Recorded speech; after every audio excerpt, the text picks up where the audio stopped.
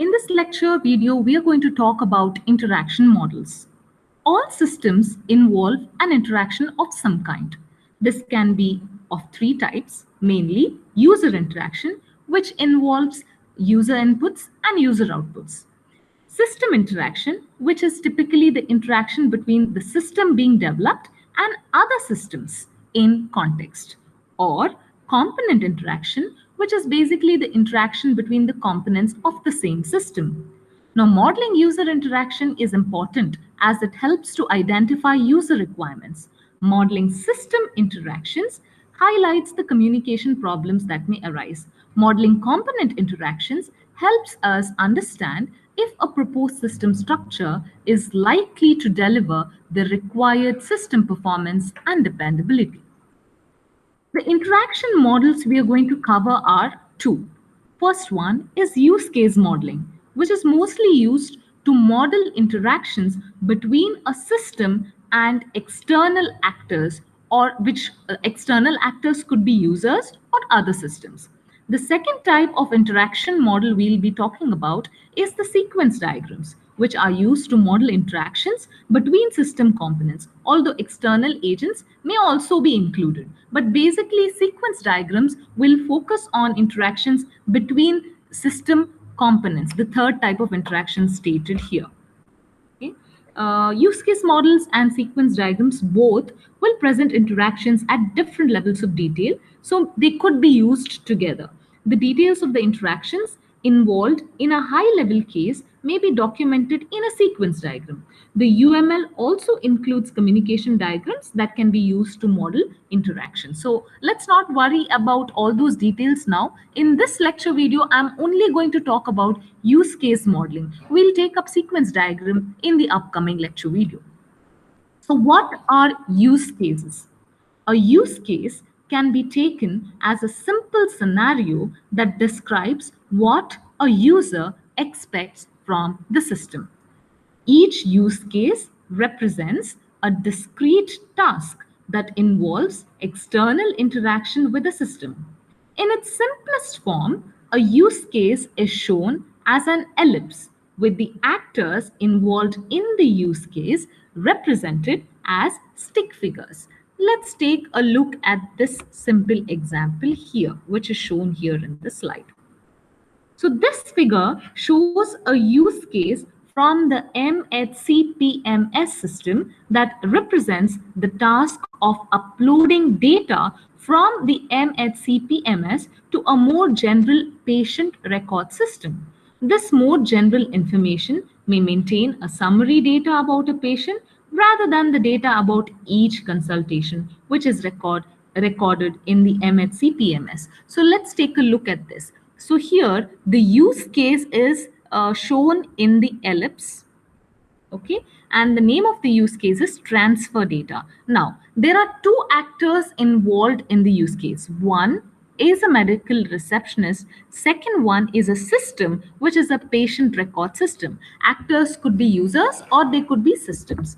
So you can see both these actors, the medical receptionist and the patient record system, are interacting with this use case transfer data. So the stick figure notation was originally developed to cover only human interaction, but now it is also used to represent other external systems and hardware. Formally, use case diagrams should not use lines without arrows, as arrows in the UML indicate a direction of flow, or I would rather say you need not use arrows when you represent use case diagrams. This is because use cases need not have arrows because they indicate interaction in both ways. But in this specific example, these arrows are indicated are used to indicate that one particular actor is initiating the transaction. For example, the medical receptionist here is initiating the transaction of transferring data. That is why this arrowhead is used. Otherwise, usually they are just links or lines that connect between the use case and the actor. Use case diagrams give a fairly simple overview of an interaction. So you may want to provide more detail to understand what is involved.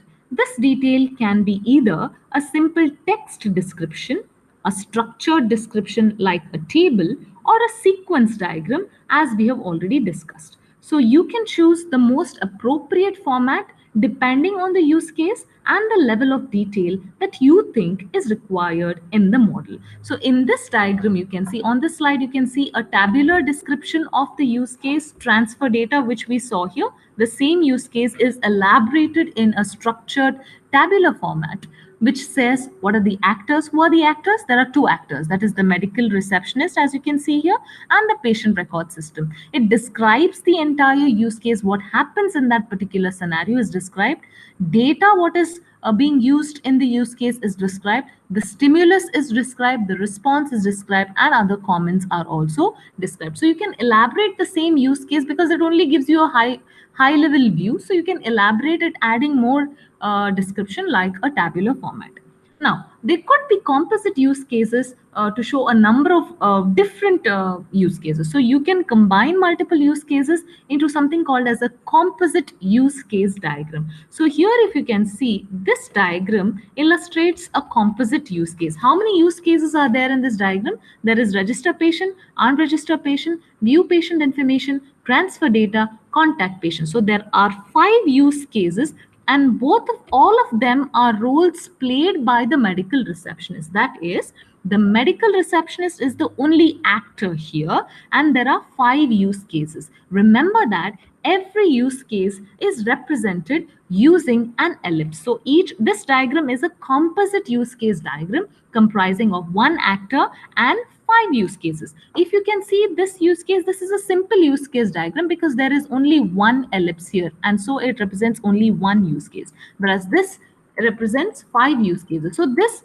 figure shows the roles played by the medical receptionist. That is, medical receptionist can register a patient, medical receptionist can unregister a patient, can view patient information, transfer data, contact patient, and so on. For each of these use cases, say only register patient, I can take just this register patient use case and elaborate it with more tabular data, structured data, or sequence diagrams. Similarly, I can take view patient information use case and I can write an elaborate sequence diagram just for this use case. So we will look at this in the next slide, how we can write a sequence diagram for this one particular use case, view patient info. So in this lecture video, we have understood what is interaction modeling, why do we need it, and there are two kinds of interaction models. First one is the use case model, second one is the sequence diagram. Use case models typically use an ellipse shaped use case along with actors, which are stick figures. Understand that actors could be either humans, or it could be other systems, or it could be hardware, and so on.